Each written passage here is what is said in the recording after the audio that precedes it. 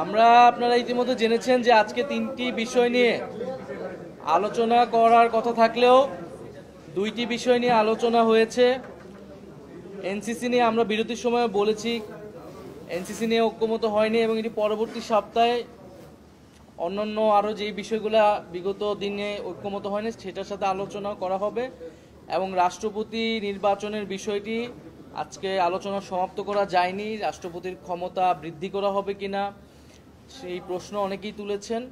সেই প্রেক্ষিতে আগামীকাল রাষ্ট্রপতির এই আলোচনাটা যেখানে থেমেছে রাষ্ট্রপতি নির্বাচনে সেই আলোচনা দিয়ে শুরু হবে। আমাদের জায়গা থেকে আমরা বলেছি যে এনসিসির বিষয়টা আমরা যে মৌলিক সংস্কারের রূপরেখা দিয়েছিলাম ঐক্যমত্য কমিশনের কাছে তার মধ্যে এনসিসি অত্যন্ত গুরুত্বপূর্ণ একটি বিষয়। আমরা আশা করেছিলাম, আমরা ফোরামের কাছে যেই রাজনৈতিক দলগুলো বিরোধিতা করেছেন তাদের কাছে অনুরোধ করেছিলাম, আহ্বান জানিয়েছিলাম জাতির স্বার্থে গণতান্ত্রিক রাষ্ট্রের স্বার্থে আমরা যাতে নীতিগত জায়গায় একটা ঐক্যমতে আসতে পারি আজকের মধ্যেই। কিন্তু এটা হতাশাজনক যে আমরা আজকে এটা আসতে পারিনি। আমরা প্রশ্ন রেখেছিলাম যে এই যে দুর্নীতি দমন কমিশন, নির্বাচন কমিশন, মানবাধিকার কমিশন সহ এই গুরুত্বপূর্ণ কমিশনগুলা যেগুলো আমরা বিগত সময়ে দেখেছি যে দলীয়করণ হয়েছে, নির্বাহী বিভাগের আজ্ঞাবহে পরিণত হয়েছে এবং বিরোধী দলমত দমনেও বা ভোটাধিকার হরণেও তারা ভূমিকা রেখেছে, এর থেকে উত্তরণের আসলে উপায় কি? একটা অপশন যেটা সংস্কার কমিশন প্রস্তাবনা করেছে যে একটা এনসিসি অথবা অল পার্টি কাউন্সিল বা একটা আপনার কাউন্সিল লাগবে যেখানে নিরপেক্ষভাবে ঐক্যমতের ভিত্তিতে আস্থার ভিত্তিতে আমরা নিয়োগগুলো করতে পারবো। আর না হলে আমাদের আরেকটি অপশন যেটি আগের আমলে শেখ হাসিনার আমলে বিগত ফ্যাসিস্ট আমলে যেইভাবে নিয়োগ হতো, যেই আইনে নিয়োগ হতো সেইভাবেই নিয়োগ হবে। আমরা কি বিদ্যমান সিস্টেমটা রেখে দিব নাকি আমরা পরিবর্তন চাবো? তো এই বিষয়ে আসলে ঐক্যমত আসা যায়নি। আমরা স্মরণ করিয়ে দেওয়ার চেষ্টা করেছি যে বিভিন্ন রাজনৈতিক দল, বিরোধী রাজনৈতিক দল আগের আমলে শেখ হাসিনার আমলেই কিন্তু এই নির্বাচন কমিশনের আইন বলেন, দুর্নীতি দমন কমিশন বলেন, সেগুলো নিয়ে কিন্তু তারা ব্যাপক বিরোধিতা করেছিল, এই আইনগুলো নিয়ে প্রশ্ন তুলেছিল এবং ভবিষ্যতে তারা ক্ষমতায় গেলে সংস্কারের প্রস্তাবনা, তাদের সংস্কার প্রস্তাবনায় বা তাদের কমিটমেন্টের কথা বলেছিল যে এই প্রতিষ্ঠানগুলো পুনর্গঠনের জন্য তারা কাজ করবেন। কিন্তু আমাদের কাছে মনে হয়েছে যে আজকের এই যে আলোচনা সব বৈঠকে সেই দলগুলার যারা বিরোধিতা করছেন তাদের কাছ থেকে আমরা কোনো বিকল্প প্রস্তাবনা আসলে পাইনি। এ কারণে ঐক্যমত আসা সম্ভব হয়নি। কিছু দল বিরোধিতা করেছেন যারা ঐক্যমত কমিশনেও এনসিসির পক্ষে বলে এসেছিলেন, কিন্তু আজকের আলোচনায় তারা হঠাৎ করেই তাদের অবস্থান পরিবর্তন করেছেন এবং কেন করেছেন সেই ব্যাখ্যাও সুস্পষ্টভাবে আমরা পাইনি। তো ওভারঅল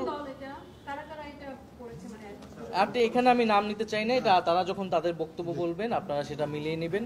তো সার্বিকভাবে এটা আমাদের জন্য আজকের দিনটা একটু হতাশার, কারণ আমরা আজকে আশা করেছিলাম যে এনসিসি বিষয়ে অ্যাটলিস্ট নীতিগত একটা ঐক্যমত আমরা আসতে পারবো যে এই ধরনের এই যে সাংবিধানিক প্রতিষ্ঠানগুলো সেখানে ঐক্যমতের ভিত্তিতে নিরপেক্ষ বা আস্থার ভিত্তিতে নিয়োগটা হবে, একদলীয়ভাবে আগের মতোভাবে প্রধানমন্ত্রীর ইচ্ছা অনুসারে নিয়োগ হবে না।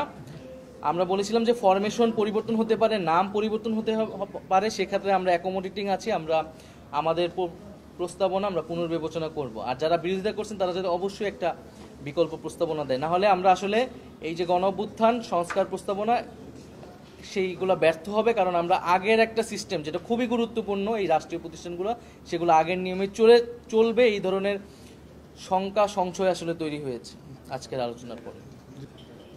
আমরা আমাদের বক্তব্য জনগণের সামনে স্পষ্ট করছি। আজকে পুরো আলোচনায় টেলিভাইজড হয়েছে, সারা দেশের মানুষ কিন্তু দেখেছে কার কি অবস্থান, জনগণ সিদ্ধান্ত নিবে তার মতো করে। আর ঐক্যমত কমিশন রয়েছে, আমরা মনে করি এটি ঐক্যমত কমিশনের দায়িত্ব যে একটা যৌক্তিক বিষয়ে মৌলিক সংস্কারের বিষয়ে কিভাবে দলগুলোকে ঐক্যমতের পক্ষে।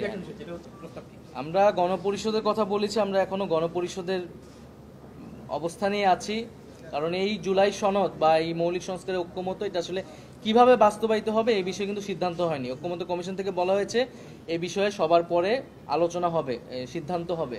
তো সেই জায়গা থেকে আমরা দেখব যে আসলে কোন কোন বিষয়ে ঐক্যমত হচ্ছে, সংস্কারের দলিলটা কিরকম হচ্ছে। কারণ আমরা বলেছি মৌলিক সংস্কার হলেই আমরা এই দলিলকে সমর্থন করব বা এই প্রক্রিয়ায় যাব, তখন আমরা আমাদের কনসিডারেশন করা লাগবে, সেটা আমরা চিন্তা ভাবনা করব।